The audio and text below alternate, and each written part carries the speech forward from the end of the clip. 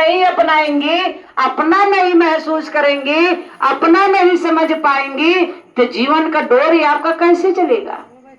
जिनके हाथ में ये डोर कैद है, साहब ने कहा कि मन से समझिए कि हमारे गुरु शिव है। उस शिव के पकड़ने के लिए आपको किसी रस्सी की जरूरत नहीं है। उस रस्सी से हम आप शिव के बांध दे तब जाकर के शिव मिलेंगे, नहीं। आप वह मन मत हिए। मन से शिव को पकड़ने के लिए सिर्फ आपका मन चाहिए। आपका मन क्या कहता है? बस पकड़ने का मन कहता कि टेम्पो पकड़ने का मन कहता है? ये आपके मन के ऊपर निर्धारित किया गया। आपका मन क्या कहता है? ये मेरा घर है, ये मेरा मकान है, ये मेरा बेटा है, ये मेरा पति है। ये मन के ऊपर आपका है। अभी आप दो पति पत्नी है, मन का रिश्ता अगर आपका है तो दोनों का रिश्ता बड़े आराम से बीत जाएगा। लेकिन अगर मन का ही रिश्ता ना है तो 4-4 बच्चे के माँ, 4-4 बच्चे के पिता का तलाक हो जा रहा है, क्योंकि उसमें मजबूती नहीं थी। वही बतिया साहब ने कहा कि मन का रिश्ता जोड़िए इस शिव से।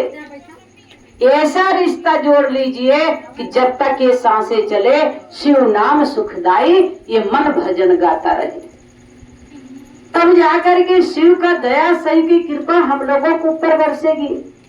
मन तो चेला बना नहीं, शरीर से बना करके क्या करेंगे? इसको संवार कर क्या करेंगे?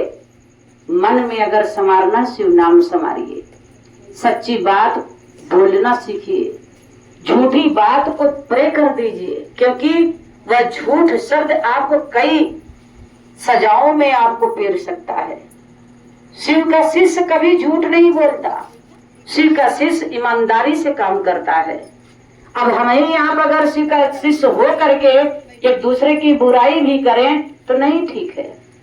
अपने गुरु के नाम से अपने मन को जोड़िए और वह ऐसा गुरु से दया मांगिए, ऐसा दया मांगिए कि हे शिव आप मेरे गुरु हैं, मैं आपके शिष्य हूँ, मुझ पर इतनी दया कर दीजिए कि आप मेरे गुरु हो जाए या मेरा मन आपका शिष्य हो जाए। मैं आपका शिष्य बनने लगूं और आप ऐसी कृपा करिए कि आप मेरे गुरु हो जाए। ऐसी दया मांगिए।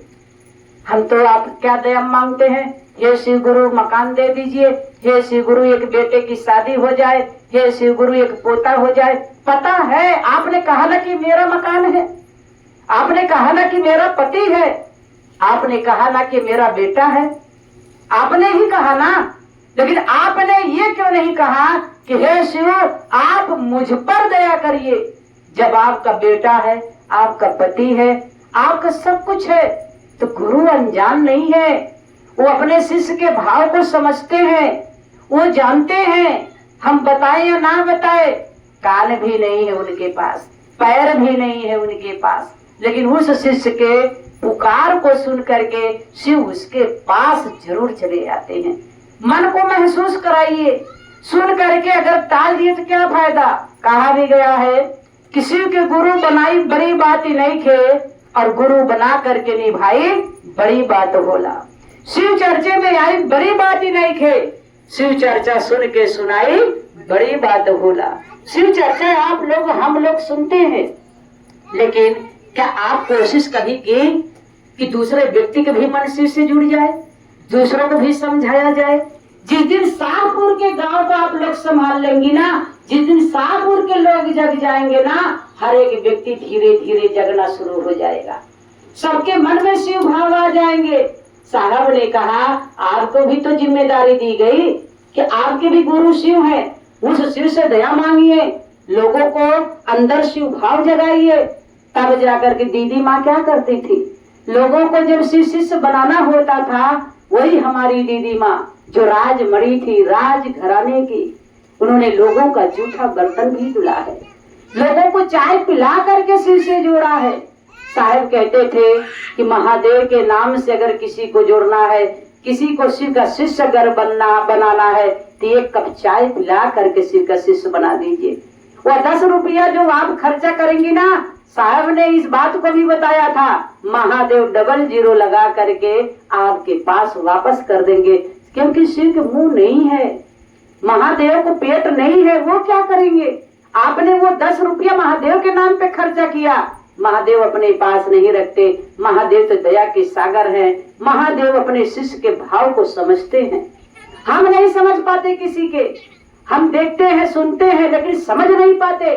लेकिन ये शिव गुरु हमारे ऐसे गुरु हैं कि मेरे भाई बहन, जब से मेरा तारिणी से जुड़ा है, जब से मेरे जीवन में शिव गुरु आगमन लिए, मेरा जीवन धन्य हो गया। धन्य है मेरे साहब दीदी माँ, जिन्होंने घर बैठे हम लोगों को ऐसा सुनहरा मौका दे दिया। कद्र करिए, उन साहब को नमन करिए। बड़े बड़े ऋषि मुनि साधु संत तो आए, क्यों नहीं किसी ने इस बात को बताया कि शिव गुरु हैं, उनको गुरु बना लीजिए। बाबा दादा ने पूजा तो किया, क्यों नहीं गुरु का पूजा किया? क्योंकि पता ही नहीं चला। भगवान की पूजा आज से नहीं हो रही, आज से हो रही है। शिव आज के गुरु नहीं, आज के गुरु हैं। इसीलिए इनको कहा गया कि आदि गुरु है, ये जगत गुरु है, जगत कल्याणी है। इनको उमानाथ भी बोला गया, इनको रामेश्वर भी बोला गया, इनको ईश्वर भी बोला गया, इनको परमेश्वर भी बोला गया, इनको गुरु भी बोला गया। गुरु के शरण में मन को झुका लीजिए, शिव के अपना गुरु बना लीजिए। जो अनजान है उन भाई बहन को भी बताइए, उनको समझाइए। सच्चे मन से, सच्चे भाव से, सच्चे बातों से आप शिव के शरण में उनको ले आकर के शिव गुरु के चरणों में उनके भी घोषणा कर दीजिए, जागा जागा जागा जागा 3 बार करके। और मेरे भाई बहन शिव सम्राट अंतरिक्ष में गुरु के माध्यम से नाम दर्ज हो जाता है। और साहेब श्री का कहना में ही था कि ज्योति सी ज्योति जलाते चलो, और शिव है गुरु ये बताते चलो। गुरु नाम गाते चलो, और शिव है गुरु ये बताते चलो। शिव है गुरु ये बताते चलो।